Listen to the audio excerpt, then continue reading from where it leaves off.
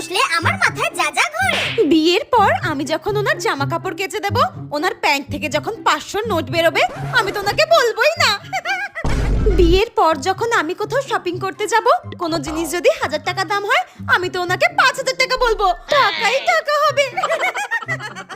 আমি যখন আমার বরের কাছে 10,000 টাকা চাইবো মেকআপের জন্য, আমার বর বলবে কি 10,000 টাকা, এই নাও 1,00,000 টাকা উড়াও। এখন তো আমার বাবা মা আমাকে কোথাও ঘুরতে নিয়ে যায় না, শুধু পড়াশোনাই করতে বলে।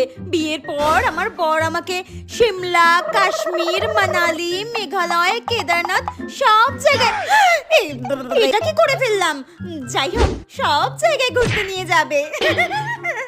আমার তো ভাবলেই এখন থেকে কি মজা হচ্ছে। তাহলে আমি এত পড়াশোনা করে কি করব? ধুর, এসব বই খাতা নিয়ে কোনো লাভ নেই। আমার তো বিয়ের পরই সুখের জীবন। আচ্ছা, আগেকার দিনের মতো কি আমাকেও সবসময় ঘোমটা দিয়ে থাকতে হবে?